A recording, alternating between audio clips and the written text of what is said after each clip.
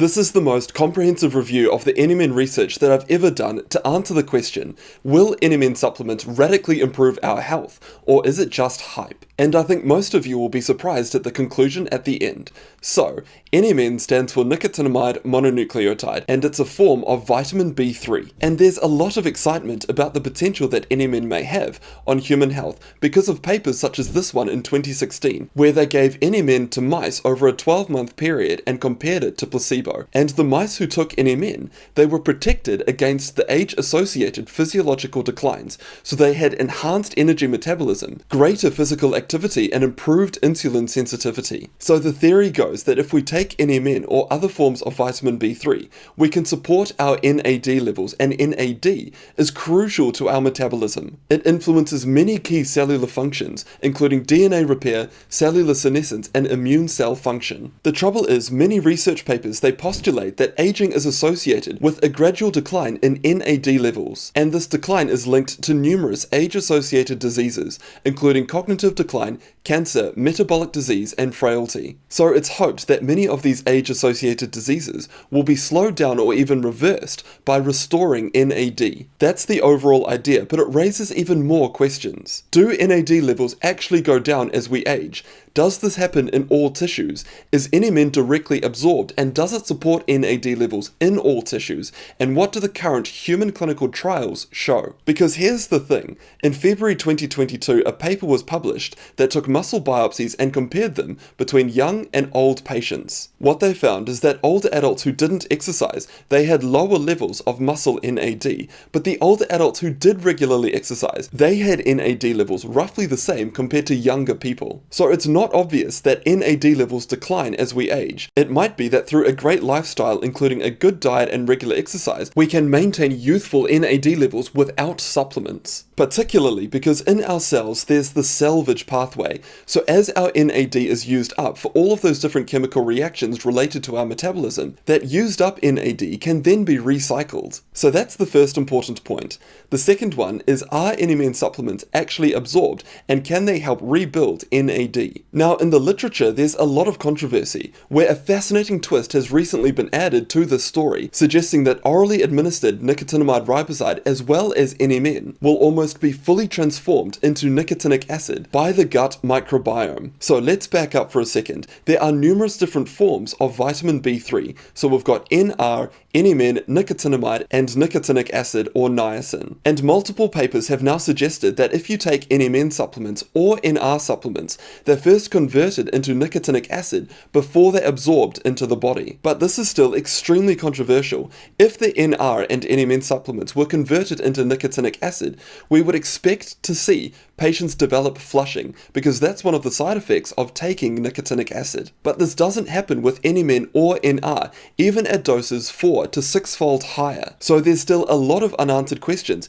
about how exactly NMN and NR supplements are absorbed into the human body and reach our cells. It gets even murkier when we look at this 2018 paper, where they isotopically labeled NMN and NR to see exactly how these supplements are absorbed. What they found is that both of these supplements are significantly broken down before they reach our bloodstream. To sum up so far then, it's not obvious that NAD levels decline as we age, and it's not obvious that NMN or NR supplements are directly absorbed by the body. But moving on to the next point, regardless if NMN is first broken down into a different molecule, does it overall still result in greater NAD levels? Well, we've got overwhelming human evidence that yes, NMN supplements, they do boost blood NAD, but it's not so much blood NAD that we're interested in. What we want to see is, will these supplements increase muscle NAD or the NAD levels in other tissues in the body? And unfortunately, to my knowledge, we don't have any NMN human studies to answer this question, so we don't know whether NMN supplements will boost muscle NAD. But we do have evidence from an NR or nicotinamide riboside human study, where over a 12-week period, the muscle NAD levels remained unchanged, which is a very disappointing finding, but it's what we would expect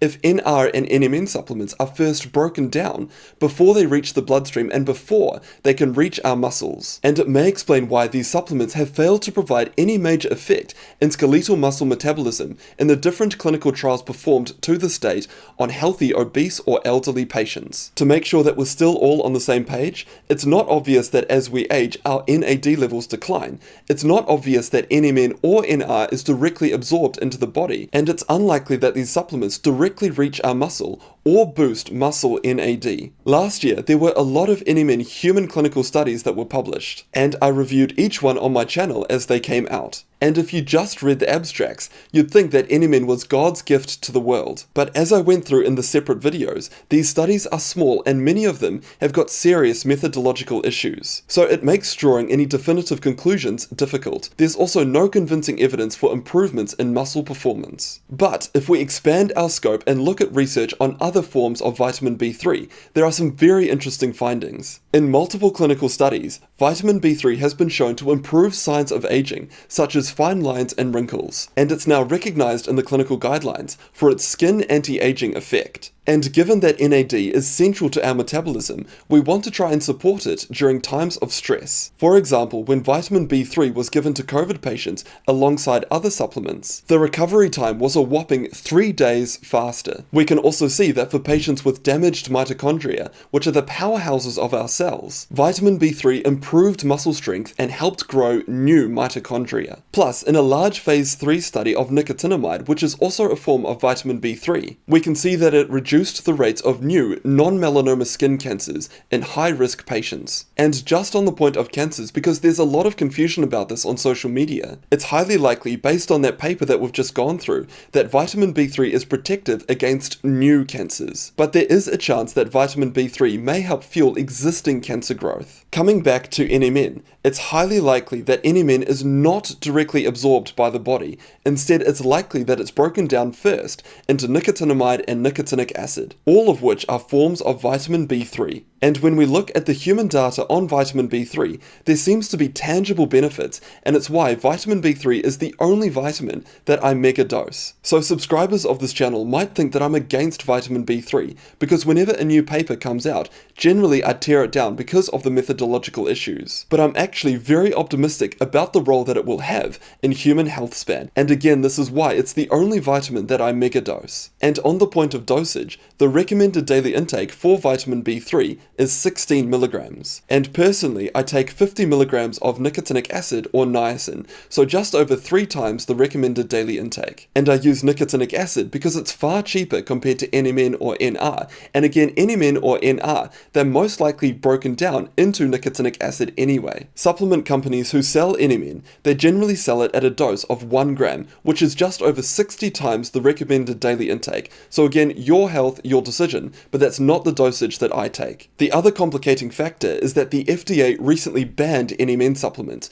because of a company called Metro Biotech, which Dr. David Sinclair co-founded. They've developed their own proprietary blend of NMN called MIB626. Now, the supplement companies are currently negotiating with the FDA, and while this process is ongoing, many of them are still selling NMN. If you do choose to buy NMN, I highly recommend that you choose a brand that's regularly third-party tested for purity. For example, I've previously done a review of some of the NMN brands sold on Amazon, and many of them don't have any NMN in their product at all. The 3 most recognized brands for pure NMN is Renew by Science, Pro Health, and Do Not Age. But if you're interested in a summary of all of the things that you can do to lead a healthy, long life, make sure to check out this video here.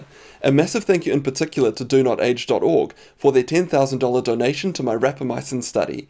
They are a health research organization, and to benefit from their ingredients as well as a 10% discount code, check out the pinned comment.